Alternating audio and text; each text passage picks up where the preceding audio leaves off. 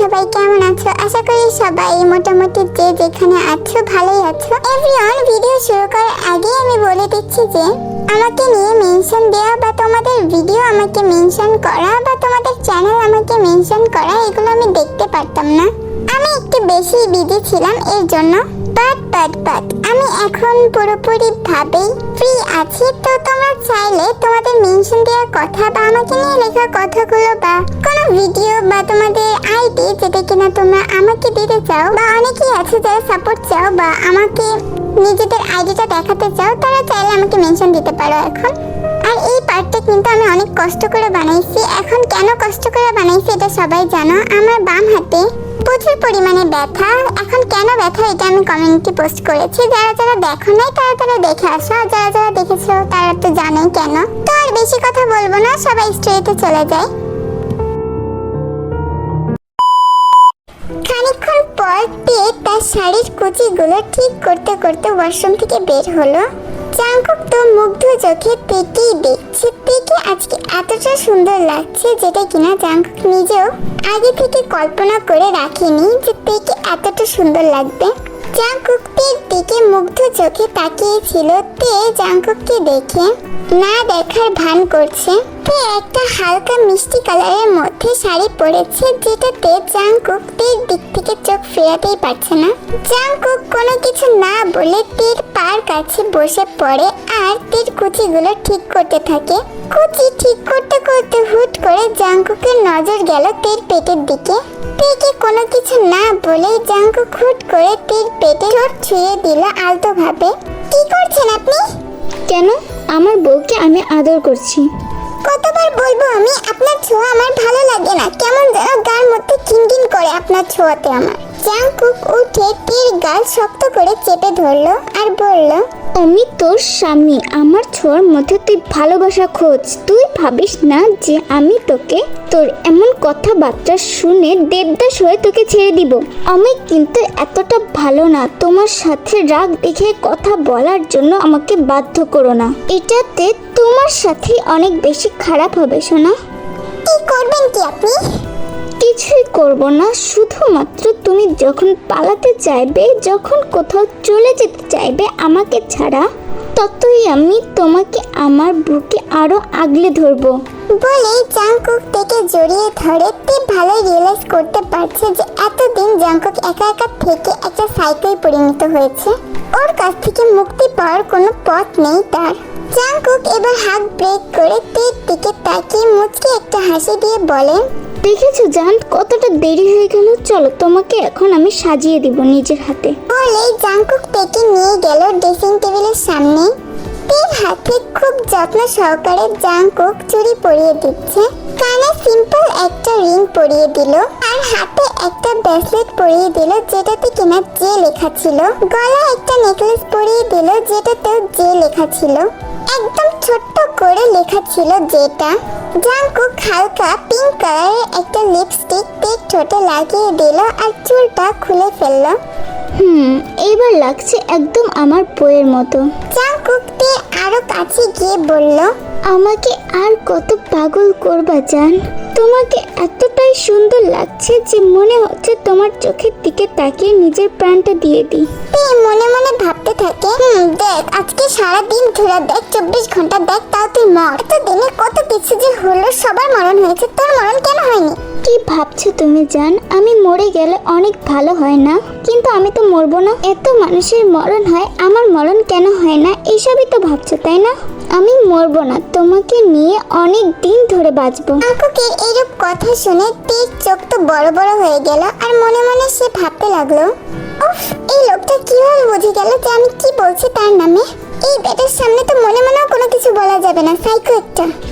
এই যে আপনি যে এখন আর আমাকে গালাগালি দিলেন না ম্যাডাম, আপনাকে রেডি করাতে গিয়ে আমি নিজেই তো রেডি হইনি। এখন আমাকে কে রেডি করে দিবে শুনি? আমি কি জানি আপনাকে কে রেডি করে দিবে। আর আমি না মোটেও গালাগালি করিনি। তের দিকে ডেভিল একটা হাসি দিয়ে চোখ মেরে জাংকুক বলল, আমি জানি আপনি আমাকে মনে মনে ভালোবাসার কথা বলছেন। উফ, আপনার সাথে কথা বলাই আমার বড় ভুল। ওকে, আর কথা না, আমি গেলাম রেডি হতে। জাঙ্কুক ব্লু কালারের একটা টি শার্ট পরে আর ব্ল্যাক কালারের একটা প্যান্ট পরে। শার্টের হাতা ফোল্ড করতে করতে তের দিকে তাকিয়ে জাঙ্কুক বলল, তে চলো বের হই। কোথায় যাচ্ছি আমরা? গেলেই বুঝতে পারবা, চলো এখন। কথা বলতে বলতে তে খেয়াল করলো জাঙ্কুকের দিকে আর দেখলো সে ব্লু কালারের একটা শার্ট পরেছে। ব্লু কালার তের অনেক বেশি ফেভারিট। তে কোনো একদিন জাঙ্কুককে বলেছিল যে ব্লু কালার পরলে ছেলেদের অন্যরকম সুন্দর লাগে।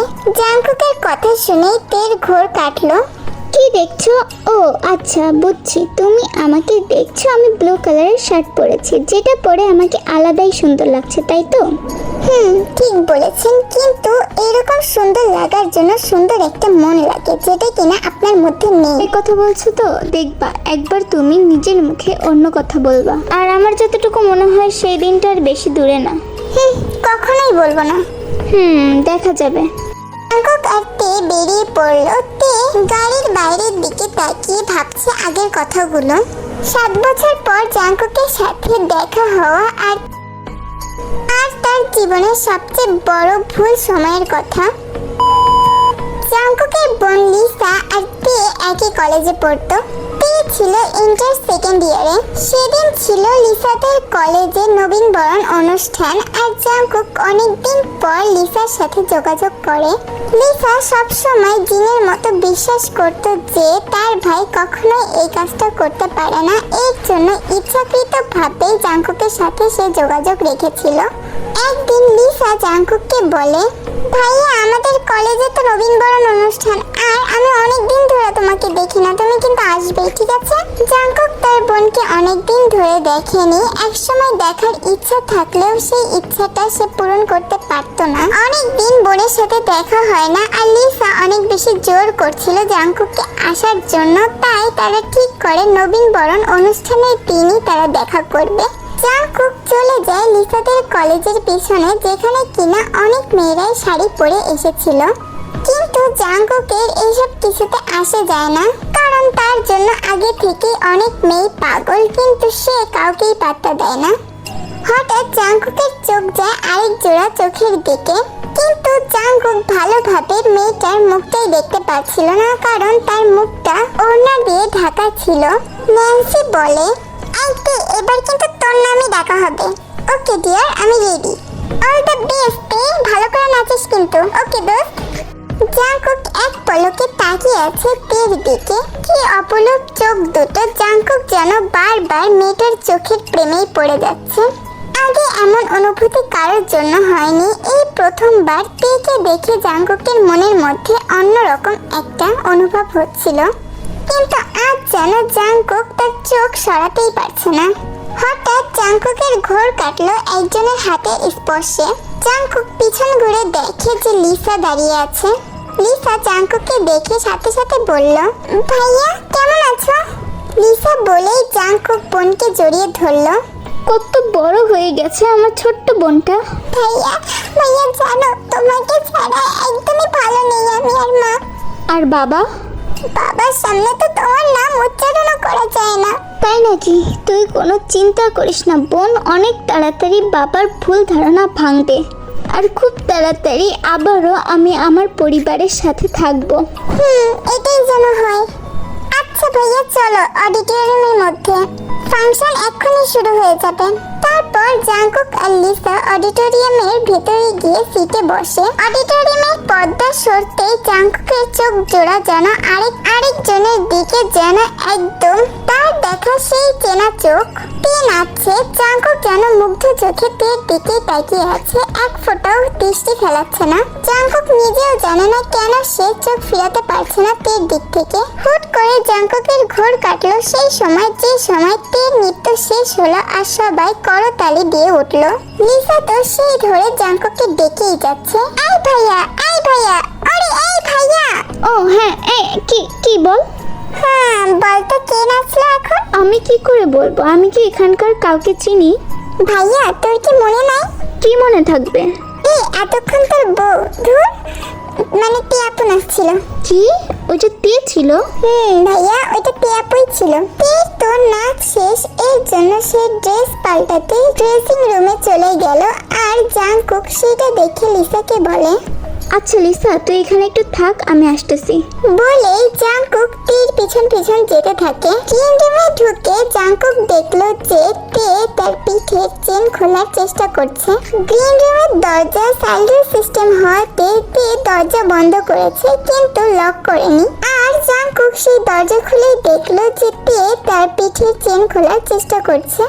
কারোর দরজা খোলার আওয়াজ পেয়ে তে বলল, এই ন্যান্সি, তাড়াতাড়ি এদিকে আয়, আমি আমার চেনটা খুলতে পারছি না, খুলে দে তো। জাংকুক কি করবে বুঝতে পারছিল না। তে তো শুধু ন্যান্সি ন্যান্সি করে ডেকেই যাচ্ছিল। এর জন্য জাংকুক তার পকেট থেকে একটা রুমাল বের করে আর নিজের চোখটা ভালোভাবে রুমালটা দিয়ে বেঁধে ফেলে। আর সে তের কাছে গিয়ে তার ড্রেসের হুকগুলো খুলে দিতে থাকলো। জাংকুক যখন তের এতটা বেশি কাছে গিয়েছিল তখন তার মাঝে অন্যরকম অনুভূতি হচ্ছিল, এক আলাদা অনুভূতি। তে তো তার কোমর পর্যন্ত লম্বা লম্বা চুল একবার এই পাশ করছে ওই পাশ করছে, আর চুলগুলো সব এসে বাড়ি খাচ্ছে জাংকুকের মুখে। এই চুলের ঘ্রাণ যেন জাংকুককে মাতাল করে দিচ্ছিল। উফ, বাঁচালি ন্যান্সি। বলতে বলতে তে পেছন করে দেখে জাংকুক দাঁড়িয়ে আছে। এটা দেখে তো তে প্রচুর পরিমাণে অবাক হয়। আপনি আপনি কে? হ্যাঁ, আর এই মেয়েদের রুমে কি করছেন আপনি? আসলে আমি কলেজের গেস্ট, আর এখানে কোন জায়গায় কি আছে সেটা তো আমি জানি না। ওয়াশরুম খুঁজতে যেয়ে আমি ড্রেসিং রুমের সামনে চলে এসেছিলাম, আর তখন দেখি আপনার হেল্প লাগবে, এর তার জন্য। জন্য চলে আসবেন তাই না? হ্যাঁ, আমি তো গেছিলাম। আমি কি আপনাকে দেখেছিলাম একবারও? দেখুন, আমাকে ভুল বুঝবেন না, আমি চোখে রুমাল বেঁধে তারপরে আপনার পিঠের হুকগুলো খুলে দিয়েছি। তে দেখলো সত্যি সত্যি লোকটার চোখে রুমাল বাঁধা। আর তে এখন বুঝতে পারে যে লোকটাকে যতটা খারাপ ভেবেছিল সে ততটা খারাপ না। আচ্ছা, বুঝতে পেরেছি। আর এখন এখান থেকে যান আপনি। জাংকুক তার চোখের রুমালটা খুলতে খুলতে বাঁকা একটা হাসি দিয়ে চলে যেতে থাকে। পাখিরা, আজকে কিন্তু পার্টটা আমি অনেকটাই বড় করে দিয়েছি, তো তোমাদের কেমন লাগলো সেটা কমেন্ট করে বলো। And thanks for watching this video. তোমাদের যদি এই পার্টটা ভালো লাগে তাহলে আমি খুব তাড়াতাড়ি 4 নাম্বার পার্টটাও আপলোড দিয়ে দিব। তো সবাই ভালো থেকো, সুস্থ থেকো, আল্লাহ হাফেজ।